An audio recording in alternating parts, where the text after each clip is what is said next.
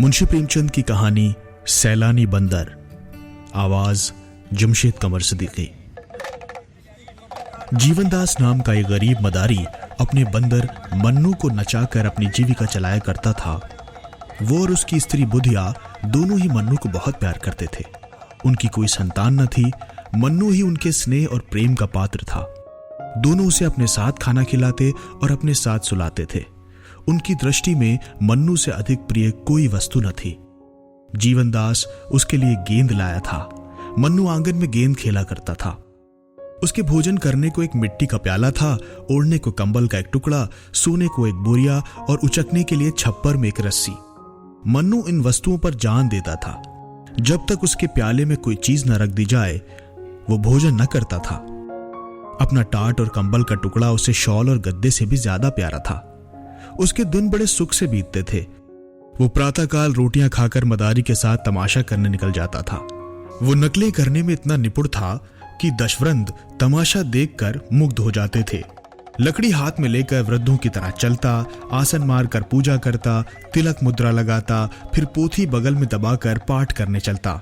ढोल बजाकर गाने की नकल इतनी मनोहर थी कि दर्शक लोग लोटपोट हो जाते थे। तमाशा खत्म हो जाने पर वो सबको सलाम करता, लोगों के पैर पकड़कर पैसे वसूल करता। मैकू का कटोरा पैसों से भर जाता था। उसके उपरांत कोई मन्नू को एक अमरूद खिला देता, कोई उसके सामने मिठाई फेंक देता। लड़कों का तो उसे देखने से ही जी न भरता था। वो अपने अपने घर से दौड़ दौड़ कर रोटियां लाते और उसे खिलाते थे। मोहल्ले के लोगों के लिए भी मन्नू मनोरंजन की एक सामग्री था। जब वो घर पर रहता तो एक न एक आदमी आकर उससे खेलता रहता था। खोचे वाले फेरी करते हुए उसे कुछ न कुछ दे देते थे। जो बिना दिए निकल जाने की चेष्टा करता उससे भी मन्नू पैर पकड़कर वसूल लिया करता था, क्योंकि घर पर वो खुला रहता था। मैकू को अगर चिढ़ थी तो कुत्तों से। उसके मारे उधर से कोई कुत्ता न निकलने पाता था, और अगर कोई आ जाता था तो मन्नू उसे अवश्य ही 2-4 कनेठियां और झापड़ लगाता था। उसके सर्वप्रिय होने का ये एक और कारण था। दिन को कभी कभी बुधिया धूप में लेट जाती तो मन्नू उसके सर की जुएं निकालता और वो उसे गाना सुनाती। वो जहां कहीं जाती थी वहां मन्नू उसके पीछे पीछे जाता था। माता और पुत्र में भी इससे अधिक प्रेम ना हो सकता था। एक दिन मन्नू के जी में आया कि चलकर कहीं फल खाना चाहिए। फल खाने को मिलते तो थे, पर वृक्षों पे चढ़कर डालियों पर उचकने, कुछ खाने और कुछ गिराने में कुछ और ही मजा आता था। बंदर विनोदशील होते ही हैं और मन्नू में इसकी मात्रा कुछ अधिक भी थी। कभी पकड़ धकड़ और मारपीट की नौबत न आई थी। पेड़ों पर चढ़कर फल खाना उसको स्वाभाविक जान पड़ता था। यह न जानता था कि यहाँ प्राकृतिक वस्तुओं पर भी किसी न किसी की छाप लगी हुई है। जल, वायु और प्रकाश पर भी लोगों ने अधिकार जमा रखा है। वो बाग बगीचों का तो कहना ही क्या। दोपहर को जब जीवनदास तमाशा देखा कर लौटा तो मन्नू लंबा हुआ।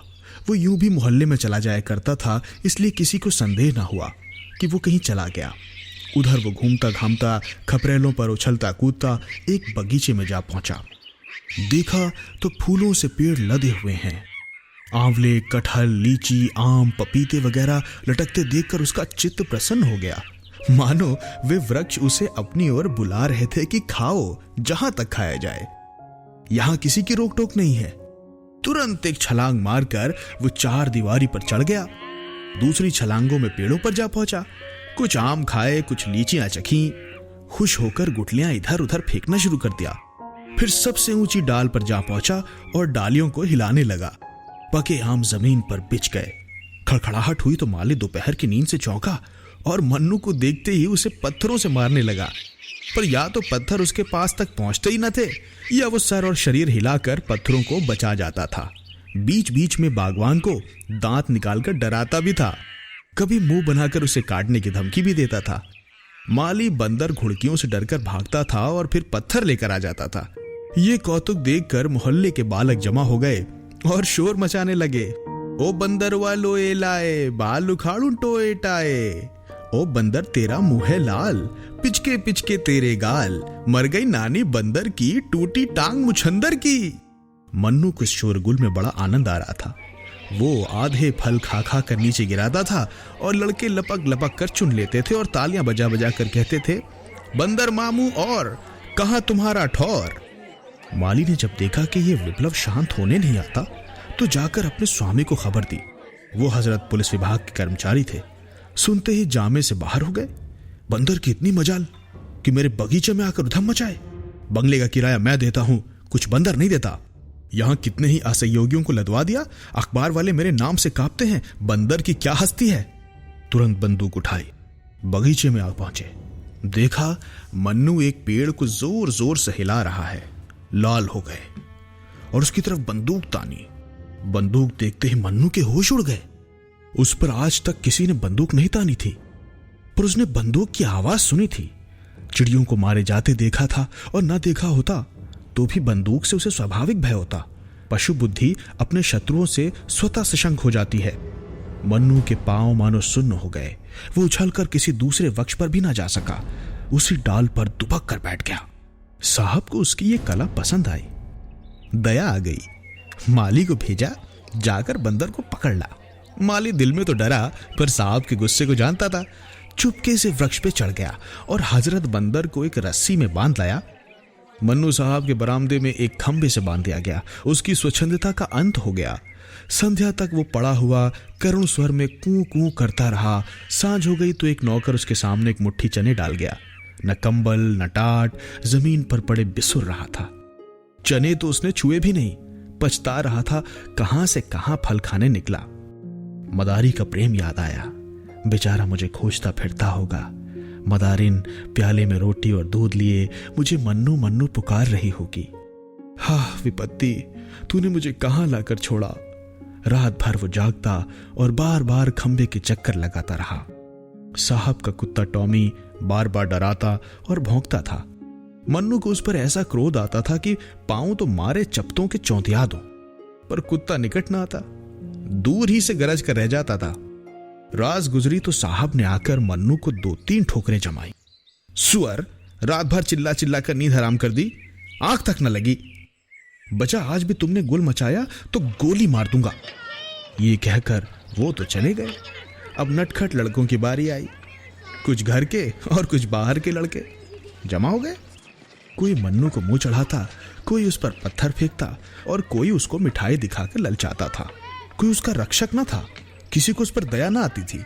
आत्मरक्षा की जितनी क्रियाएं उसे मालूम थी सब करके हार गया। प्रणाम किया, पूजा पाठ किया, लेकिन इसका उपहार यही मिला कि लड़कों ने उसे और भी दिक करना शुरू कर दिया। आज किसी ने उसके सामने चने भी न डाले, और यदि डाले भी होते तो वो खा ना सकता। शोक ने भोजन की इच्छा न रखी थी।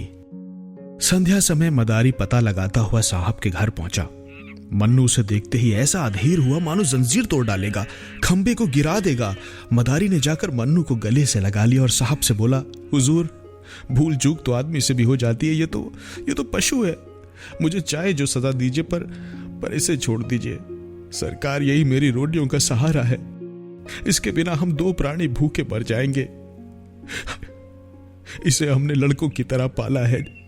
जब से ये भागा है, मदारिन ने दाना पानी छोड़ दिया है। इतनी दया कीजिए सरकार, आपका इकबाल सदा रोशन रहे। इससे भी बड़ा ओहदा मिले, कलम चाक हो, मुद्दई बेबाक हो। आप हैं सपूत, सदा रहे मजबूत, हमारी वैरी को दाबे भूत। मगर साहब ने दया का पाठ न पढ़ा था। धड़क कर बोले, चुप रहे पाजी, टेंटे करके दिमाग चाट गया। बचा बंदर छोड़कर बाग का सत्यानाश करा डाला, अब खुशामद करने चले हो। जाकर देख तो इसने कितने फल खराब कर दिए। अगर इसे ले जाना चाहता है तो 10 रुपए लाकर मेरी नजर कर, नहीं तो चुपके से अपनी राह पकड़। ये या तो यहीं बंधे बंधे मर जाएगा या कोई इतने दाम देकर इसे ले जाएगा। मदारी निराश होकर चला गया। 10 रुपए कहां से लाता। बुधिया से जाकर हाल कहा। बुधिया को अपनी तरस पैदा करने की शक्ति पर ज्यादा भरोसा था। बोली, बस देख ली तुम्हारी करतूत, जाकर लाठी सी मारी होगी। हाकिमों से बड़े दांव पेंच से बात की जाती है, तब कहीं जाकर वो पसीजते हैं। चलो मेरे साथ, देखो छुड़ा के लाती हूं कि नहीं। ये कहकर उसने मन्नू का सब सामान एक गठरी में बांधा और मदारी के साथ साहब के पास आई। मन्नू अब की इतनी जोर से उछला कि खंबा हिल उठा। बुधिया ने कहा, सरकार, हम आपके द्वार पर भीख मांगने आई हैं। ये बंदर हमको दान दे दीजिए। साहब, हम दान देना पाप समझते हैं। मदान, हम देश देश घूमते हैं, आपका जस गावेंगे। हमें जस की चाह या परवाह नहीं है। भगवान आपको इसका फल देंगे। मैं नहीं जानता, भगवान कौन बुलाए? महाराज, क्षमा की बड़ी महिमा है। हमारे यहाँ सबसे बड़ी महिमा दंड की है। हुजूर, आप हाकिम है, हाकिमों का काम है न्याय करना। फलों के पीछे दो आदमियों की जान न लीजिए। न्याय ही से हाकिम की बड़ाई होती है। हमारी बड़ाई क्षमा और न्याय से नहीं होती, और ना ही न्याय करना हमारा काम है। हमारा काम है मौज करना। बुधिया की एक भी युक्ति इस अहंकार मूर्ति के सामने न चली। अंत की निराश होकर वो बोली, हुजूर, इतना हुक्म तो दे दें कि ये चीजें बंदर के पास रख दूं। इन पर ये जान देता है।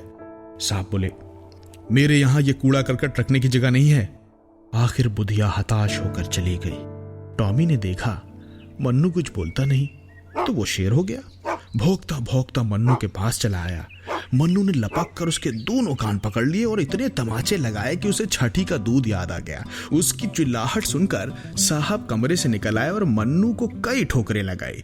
नौकर को आज्ञा दी कि इस बदमाश को 3 दिन तक कुछ खाने को मत दो। संयोग से उसी दिन एक सर्कस कंपनी का मैनेजर साहब से तमाशा करने की आज्ञा लेने आया। उसने मन्नू को बंधे रोनी सूरत बनाए बैठे देखा तो पास आकर उसे पुचकारा। मन्नू उछलकर उसकी टांग से लिपट गया और उसे सलाम करने लगा। मैनेजर समझ गया कि ये पालतू जानवर है, उसे अपने तमाशे के लिए एक बंदर की जरूरत थी। साहब से बातचीत की, उसका उचित मूल्य दिया और अपने साथ ले गया। किंतु मन्नू को शीघ्र ही विदित हो गया कि यहां मैं और भी बुरा फंसा। मैनेजर ने उसे बंदरों के रखवाले को सौंप दिया। रखवाला बड़ा निष्ठुर और क्रूर प्रकृति का आदमी था। उसके अधीन और भी कई बंदर थे। सभी उसके हाथों कष्ट भोग रहे थे। वो उनकी भोजन की सामग्री खुद खा जाता था। अन्य बंदरों ने मन्नू को सहर्ष स्वागत नहीं किया। उसके आने से उनमें बड़ा कोलाहल मचा। अगर रखवाले ने उसे अलग न कर दिया होता तो वो सब उसे नोच कर खा जाते। मन्नू को अब नई विद्या सीखनी पड़ी। पैर गाड़ी पर चढ़ना, दौड़ते हुए घोड़े की पीठ पर 2 टांगों से खड़े हो जाना, पतली रस्सी पर चलना वगैरह बड़ी ही कष्टप्रद साधनाएं थीं। मन्नू को ये सब कौशल सीखने में बहुत मार खानी पड़ी। जरा भी चूकता तो पीठ पर डंडा पड़ जाता। उससे अधिक कष्ट की बात यह थी कि उसे दिन भर एक कटघरे में बंद रखा जाता था जिसमें कोई उसे देख ना ले। मदारी के यहां भी उसे तमाशा ही दिखाना पड़ता था, किंतु उस तमाशे और इस तमाशे में बड़ा अंतर था। कहां वो मदारी की मीठी मीठी बातें, उसका दुलार और प्यार, और कहां वो कारावास और डंडों की मार। यही काम सीखने में उसे इसलिए और भी देर लगती थी कि वो अभी तक जीवन दास के पास भाग जाने के विचार को भूला न था। नित्य इसी ताक में रहता कि मौका पाऊं और निकल जाऊं। लेकिन वहां जानवरों पर बड़ी कड़ी निगाह रखी जाती थी। बाहर की हवा तक न मिलती थी। भागने की तो बात ही क्या, काम लेने वाले सब थे, लेकिन भोजन की खबर लेने वाला कोई न था। साहब की कैद में 3 महीने बीत गए। शरीर घुल गया, नित्य चिंता घेरे रहती थी, पर भागने का कोई ठीक ठिकाना न था। जी चाहे या न चाहे उसे काम करना ही पड़ता था। स्वामी को पैसों से काम था, वो चाहे जिए या मरे। संयोगवश एक दिन सर्कस के पंडाल में आग लग गई। सर्कस के नौकर चाकर सब जुआरी थे। दिन भर जुआ खेलते, शराब पीते और लड़ाई झगड़ा करते थे। इन्हीं झंझटों में एकाएक गैस की नली फट गई। हाहाकार मच गया। दर्शक वृंद जान लेकर भागे। कंपनी के कर्मचारी अपनी चीजें निकालने लगे। पशुओं की किसी को खबर न रही। सर्कस में बड़े बड़े भयंकर जीव जंतु तमाशा करते थे। 2 शेर, कई चीते, एक हाथी, एक रीछ था। कुत्तों, घोड़ों तथा बंदरों की संख्या तो इससे कहीं अधिक थी। कंपनी धन कमाने के लिए अपने नौकरों की जान की कोई चीज न समझती थी। ये सब के सब जीव इस समय तमाशे के लिए खोले गए थे। आग लगते ही वो चिल्ला चिल्ला कर भागे। मन्नू भी भाग खड़ा हुआ। पीछे फिरकर भी ना देखा कि पंडाल जला या बचा। मन्नू कूदता भानता सीधे उस घर पहुंचा जहां जीवनदास रहता था, लेकिन द्वार बंद था। खपरेल पे चढ़कर वो घर में घुस गया, मगर किसी आदमी का निशान तक नहीं मिला। वो जगह जहां वो सोता था और जिसे बुधिया गोबर से लीप कर साफ रखा करती थी, बघासपात से ढका हुआ था। वो लकड़ी जिस पर वो चढ़कर कूदा करता था, दीमकों ने खा ली थी। मोहल्ले वाले उसे देखते ही पहचान गए। शोर मच गया, मन्नू आया, मन्नू आया। मन्नू उस दिन से रोज शाम के समय उसी घर में आ जाता और अपने पुराने स्थान पर लेटा रहता। वो दिन भर मोहल्लों में घूमा करता था। कोई कुछ दे देता तो खा लेता, मगर किसी को कोई चीज नहीं छूता था। उसे अब भी आशा थी कि मेरा स्वामी यहां मुझसे जरूर मिलेगा। रात को उसके कराहने की करुण ध्वनि सुनाई देती थी। उसकी दीनता पर देखने वालों की आंखों से आंसू निकल पड़ते थे। इस प्रकार कई महीने बीत गए।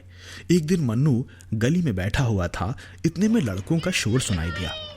उसने देखा एक बुढ़िया नंगे सर नंगे बदन, एक चीथड़ा कमर में लपेटे, सिर के बाल छिटकाए भूतनियों की तरह चली आ रही है और कई लड़के उसके पीछे पत्थर फेंकते, पागल नानी की हाक लगाते, तालियां बजाते चले आ रहे हैं।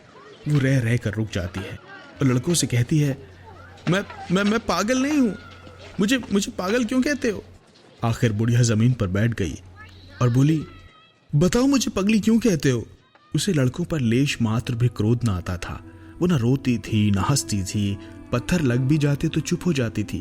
एक लड़के ने कहा, तू कपड़े क्यों नहीं पहनती? तू पागल नहीं तो और क्या है? बुढ़िया ने कहा, कपड़े जाड़े में सर्दी से बचने के लिए पहने जाते हैं, आजकल तो गर्मी है। लड़का बोला, तुझे शर्म नहीं आती?